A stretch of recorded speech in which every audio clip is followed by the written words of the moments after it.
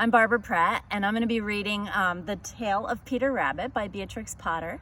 And I chose this book because many generations of my family have enjoyed this book, from my grandparents to my parents to me, and even now that I have read it to all my children. I also like that this book was written by a woman. Beatrix Potter was interested in nature. She was a great illustrator and writer. She loved learning about science, and she was also a great businesswoman and a land preservationist, so she was pretty cool. And you can go visit her house in England still. Okay, so on with the tale of Peter Rabbit.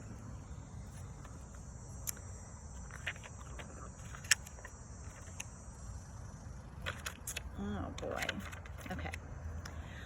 Once upon a time, there were 4 little rabbits, and their names were Flopsy, Mopsy, Cottontail, and Peter. They lived with their mother in a sandbank underneath the root of a very big fir tree. "Now, my dears," said old Mrs. Rabbit one morning, "you may go into the fields or down the lane, but don't go into Mr. MacGregor's garden. Your father had an accident there. He was put in a pie by Mrs. MacGregor. Now run along and don't get into mischief. I am going out."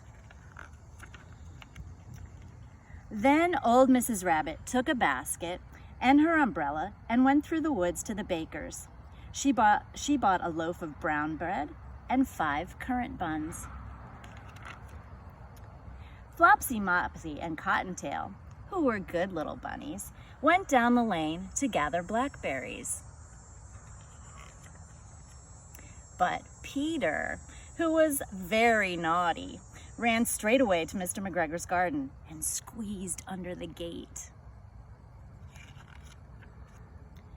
First, he ate some lettuces and some French beans, and then he ate some radishes, and then, feeling rather sick, he went to look for some parsley. But round the end of the cucumber frame, whom should he meet but Mr. MacGregor? Mr. MacGregor was on his hands and knees planting out young cabbages, but he jumped up and ran after Peter, waving a rake and calling out, "Stop, thief!" Peter was most dreadfully frightened. He rushed all over the garden, for he had forgotten the way back to the gate. He lost one of his shoes among the cabbages and the other shoe amongst the potatoes. After losing them, he ran on 4 legs and went faster, so that I think he might have gotten away altogether if he had not unfortunately run into a gooseberry net and got caught by the large buttons on his jacket. It was a blue jacket with brass buttons, quite new. Peter gave himself up for lost and shed big tears, but his sobs were overheard by some friendly sparrows, who flew to him in great excitement and implored him to exert himself. Mr. MacGregor came up with a sieve, which he intended to pop upon the top of Peter, but Peter wriggled out just in time, leaving his jacket behind him, and rushed into the tool shed and jumped into a can. It would have been a beautiful thing to hide in if it had not had so much water in it. Mr. MacGregor was quite sure that Peter was somewhere in the tool shed, perhaps hidden under a flower pot. He began to turn them over carefully, looking under each. Presently, Peter sneezed. "Achoo!"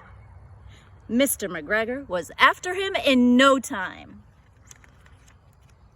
and tried to put his foot upon Peter, who jumped out of a window, upsetting 3 plants.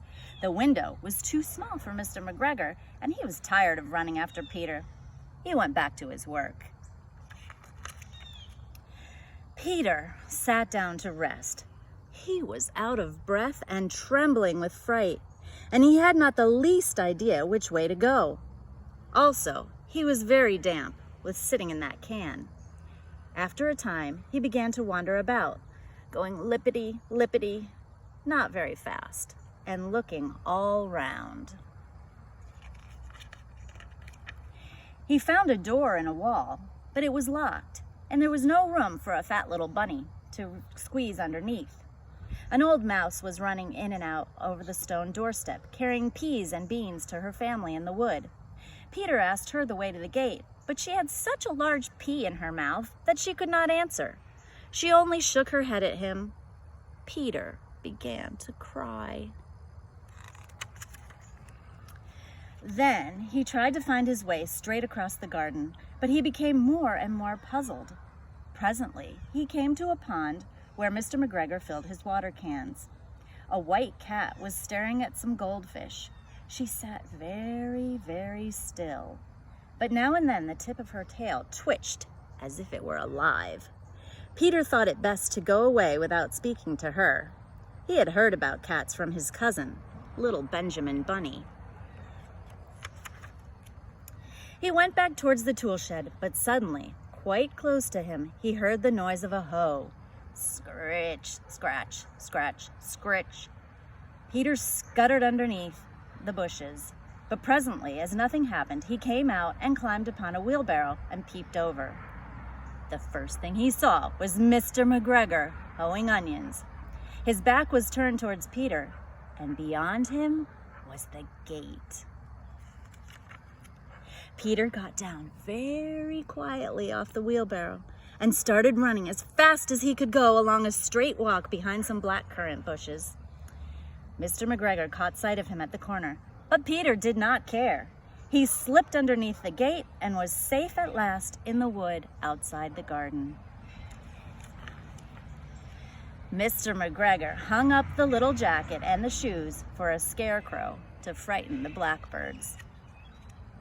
Peter never stopped running or looked behind him till he got home to the big fir tree. He was so tired that he flopped down upon the nice soft sand on the floor of the rabbit hole and shut his eyes. His mother was busy cooking. She wondered what he had done with his clothes. It was the second little jacket and pair of shoes that Peter had lost in a fortnight. I am sorry to say that Peter was not very well during the evening. His mother put him to bed and made some chamomile tea, and she gave a dose of it to Peter. 1 tablespoonful to be taken at bedtime. But Flopsy, Mopsy, and Cottontail had bread and milk and blackberries for supper. The end.